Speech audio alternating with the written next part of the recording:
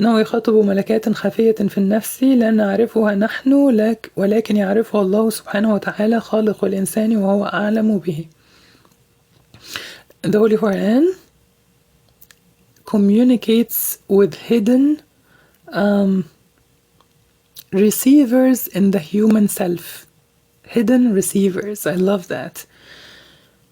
We don't know, we're not aware of these spiritual receivers. It has a code and it gets activated by Allah's kalam, Allah's words. So the Holy Quran, even if it's translated, it still communicates to the hearts, to the soul, the hidden receivers of the soul. We don't know it, we don't know these receivers, but Allah subhanahu wa ta'ala, the creator of humans, he knows it, or he knows them. هذه الملكات تنفعل حين تسمع القرآن فتلين القلوب ويدخل الإيمان إليها. Absolutely, and I saw this happen many times, especially this past year.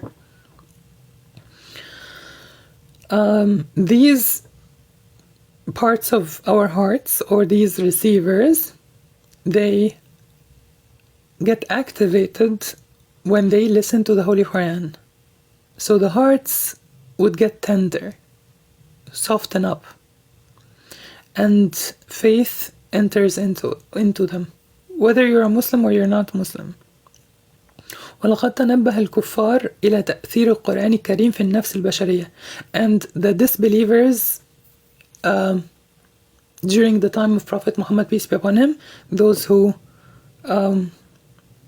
rejected his message, they noticed this. They noticed that when someone listens to the Holy Quran, they would have a very beautiful reaction to it. It would tickle their hearts. So they knew this. And the author is going to show you how, like provide proof in case you're skeptical.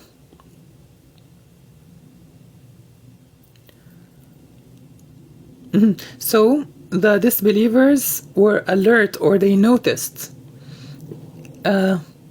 what effect the Holy Quran had in the human self. تأثيرا لا يستطيع أن يفسره أحد. An effect that no one can explain. ولكنه يجذب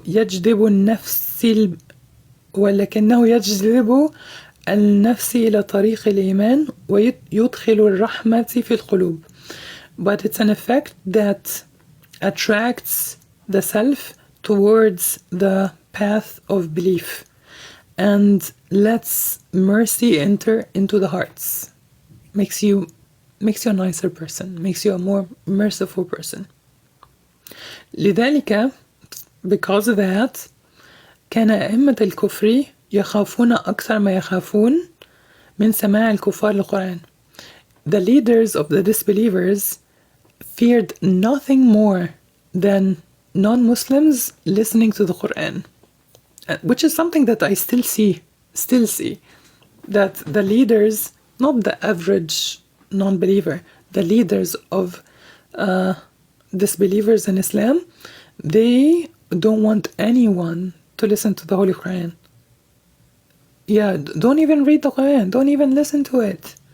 No, stay away from it. You know, still happens still today.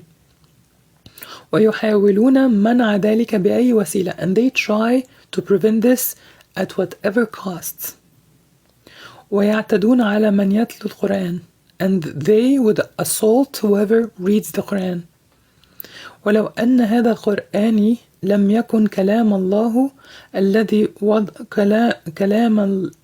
كلام الله الذي وضع فيه من الأسرار ما يخاطب ملكات خفية في النفس البشرية ما اهتم أئمة الكفر أن يستمع أحدا للقرآن أو لا يستمع. That's a very good point. Those disbelievers, if the Quran did not come from God, then why would they care who listens to it and who doesn't listen to it? If like they claimed it was fabricated, then okay, then it's not like, then you believe it's not gonna work. It's not gonna have any effect on whoever reads it. So let them read it. What are you so scared of? You see? So he says here,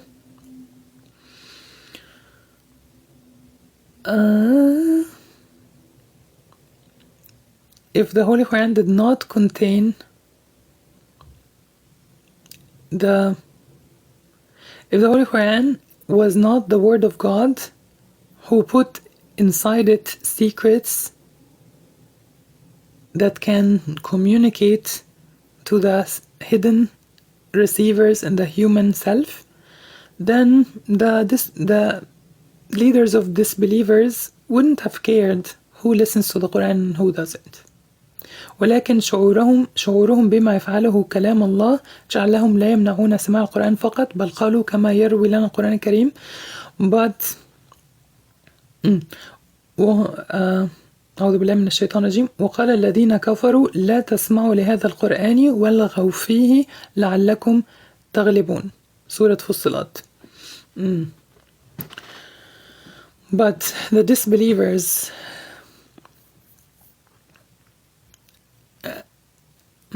how do I translate this? The way they felt the Quran,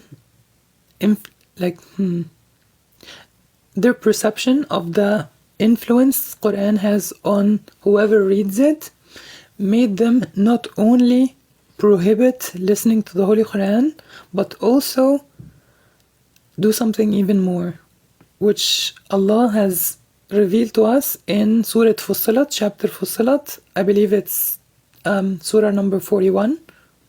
I think so. Verse number 26. It says here, and those who disbelieved in Allah said, don't listen to this Quran and distract when it's being recited. Don't leave them alone. No, go and distract. Do something to distract them. Meaning, raise your voice, play music, hire someone to sing and dance. That's what they actually did. They hired women to sing and dance when the Quran was being recited, when Islam was being propagated. لَعَلَّكُمْ تَغْلِبُونَ. So maybe you will win. So maybe you will prevail against Muslims. That's what the leaders of disbelievers said. They basically said, when you see someone preaching Islam, reading the Holy Quran, go and don't just let them do their thing. No, go and distract. So you might win. So the disbelievers might win. That's what Allah said in the Holy Quran. وهكذا نعرف أنه حتى أهل الكفر كانوا لا يمنعون سماع القرآن فقط. And this way we understand that the disbelievers didn't just prohibit the listening to the Quran only, بل يطلبون من أنصارهم أن يلغوا فيه. But they ask their followers, the other disbelievers, to distract from it. ومعناها يشوشرون عليه, which means to cause disruption. Don't let people listen and be able to focus in the meanings. ولا يمكن أن يكون هذا هو مسلكهم وتلك هي طريقتهم إلا خوفا مما يفعله القرآن في كسب النفس البشرية إلى الإيمان. And this can only mean one thing, that they understood that the Quran wasn't just any book. It was a book that causes a very real reaction in the human self, in the human soul. It has a cause. It does something to you when you read it or when you listen to it. Or else, like I said, like he says, they wouldn't have bothered.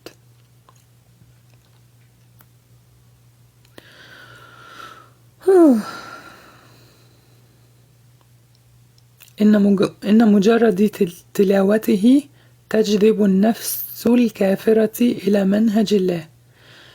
The mere recitation of the Holy Quran attracts the disbelieving soul towards the way of Allah. Any questions at the end of page 10?